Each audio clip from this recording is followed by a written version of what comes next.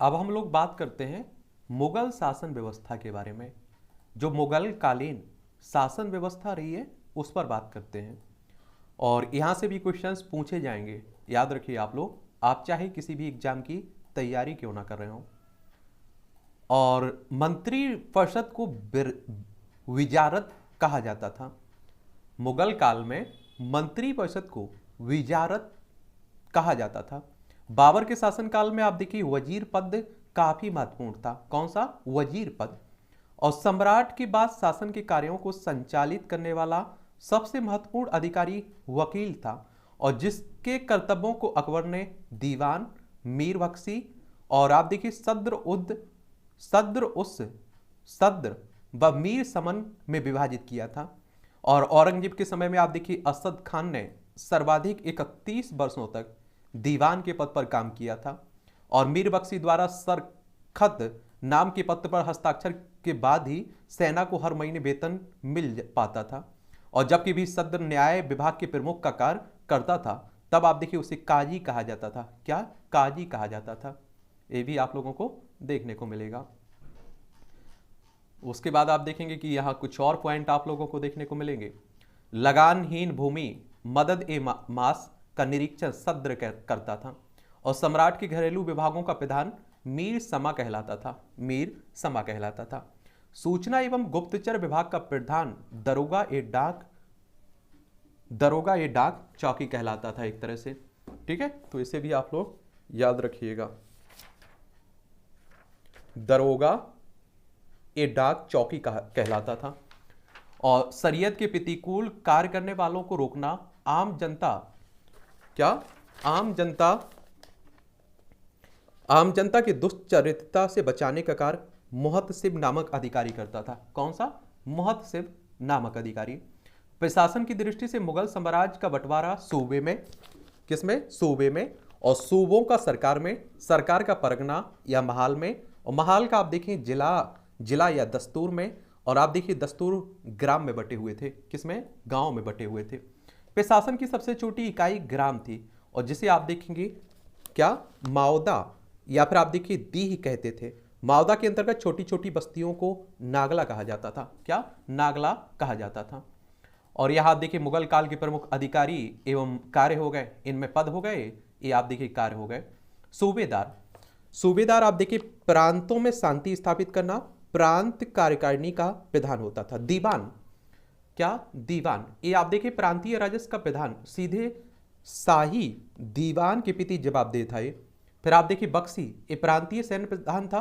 फौजदार, ये जिले का प्रधान फौजी अधिकारी था। आमिल या फिर अमल गुजार, ये जिले का प्रमुख राजस्व अधिकारी था। कोतवाल, ये नगर प्रधान था। सिकदार, ये परगने का प्रमुख अधिकारी था। आमिल, एक ग्राम के कृषकों से प्रत्यक्ष संबंध बनाना और लगान निर्धारित करना इसका काम था। फिर आप देखिए शाहजहां के शासनकाल में सरकार एवं परगना के मध्य चकला नाम की एक नई इकाई की स्थापना की गई थी। किसकी? चकला, याद रखिएगा। और आप देखेंगे कि भूमि के विभाजन के आधार पर मुगल काल की समस्त भूमि 3 वर्गों में विभाजित थी। किसमें? 3 में। इसमें आप देखेंगे एक तो खालसा भूमि थी, और प्रत्यक्ष रूप से बादशाह के नियंत्रण में रहती थी। जागीर भूमि, तनख्वाह के बदले दी जाने वाली भूमि थी। सयूरगल या फिर मदद ए मास, ये आप देखिए अनुदान में दी गई लगानहीन, क्या? लगानहीन भूमि थी। इसे मिल्क भी कहा जाता था। क्या? मिल्क भी कहा जाता था।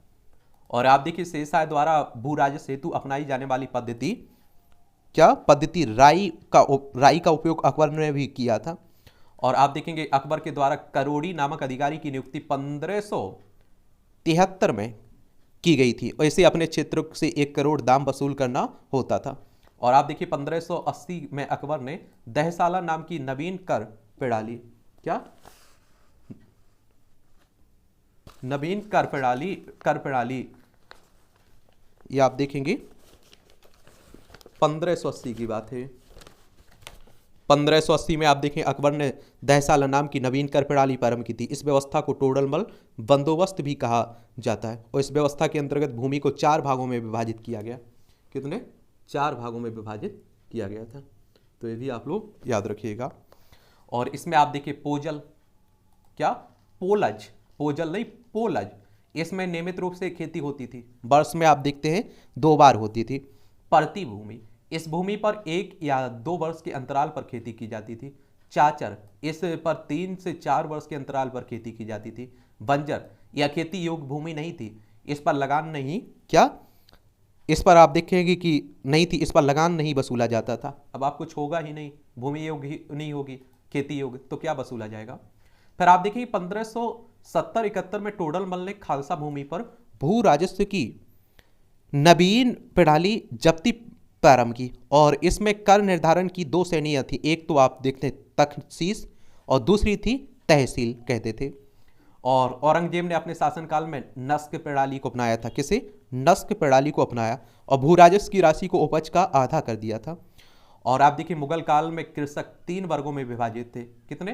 3 वर्गों में विभाजित थे। एक तो आप देखिए खुद कास्त, एक किसान उसी गांव की भूमि पर खेती करते थे जहां वे निवासी थे। क्या थे? वो निवासी थे। और आप देखेंगे कि दूसरा एक तरह से आप लोग देखेंगे पाही कास्त। ये पाही कास्त, ये दूसरे गांव जाकर कृषि करते थे। कहाँ? दूसरे गांव जाकर कृषि करते थे।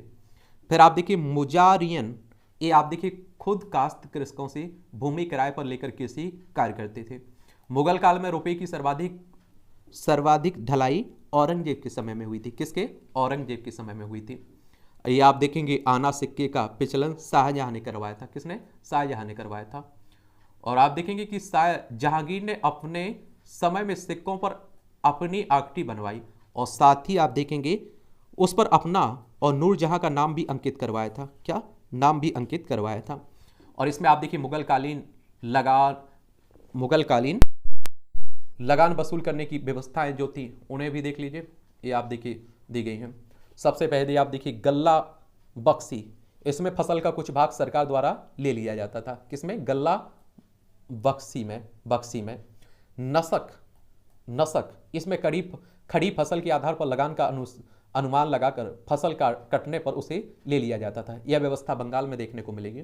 ये आप देखिए जब्ती, इसमें बोई गई फसल के आधार पर लगान का निश्चित किया जाता था जो नगद में लिया जाता था। ठीक है। और सबसे बड़ा सिक्का संसब होता था। कौन सा? संसब हो सोना का था। और स्वर्ण का सबसे प्रचलित सिक्का इलाही था। क्या था? इलाही था। मुगलकालीन अर्थव्यवस्था का आधार चांदी का रुपया था। कौन सा? चांदी का रुपया। और दैनिक लेन देन के लिए तांबे के दाम का प्रयोग होता था। 1 रुपया में आप देखिए 40 दाम होते थे। कितने? 40 दाम होते थे। और मुगल सेना 4 भागों में विभक्त थी। कितने? 4 भागों में। पैदल सेना, घुड़सवार सेना, तोपखाना और हाथी सेना। और मुगलकालीन सैन्य व्यवस्था पूर्णतः मनसबदारी प्रथा पर आधारित थी। इसे अकबर ने प्रारंभ किया था। और 100 से 500 तक की मनसब प्राप्त करने वाले मनसबदार, 500 से आप देखिए 2500 तक की मनसब प्राप्त करने वाले उमरा और 2500 से आप देखिए ऊपर तक मनसब प्राप्त करने वाले अमीर ए आजम कहलाते थे। जात से आप देखेंगे कि व्यक्ति के वेतन एवं प्रतिष्ठा का ज्ञान होता था। सवार पद से घुड़सवार दस्तों की संख्या का ज्ञान होता था। और आप देखिए अकबर के शासनकाल में 29 ऐसे मनसबदार थे जो 5000 जात की पदवी के थे। और औरंगजेब के शासनकाल तक ऐसे मनसबदारों की संख्या 79 हो गई थी, 79 हो गई थी।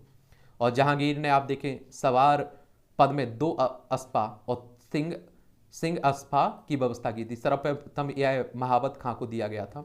और मनसबदारों के अलावा खुद मुगल शाहजहां भी फुटकर घुड़सवार रखते थे जिन्हें अहदी कहा जाता था। और अहदियों को भद्र घुड़सवार कहा जाता था।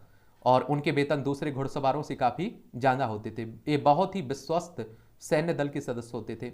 उनकी भर्ती स्वयं शाहजहां किया करता था। शाहजहां कहा करता था। उसकी हाजिरी लेने के लिए अलग अधिकारी होते थे। अहदी 5-5 घोड़े भी रखते थे, लेकिन कुछ ऐसे अहदी भी थे जिनमें आप देखिए जिनमें से 2 एक ही घोड़े में हिस्सेदारी रखते थे।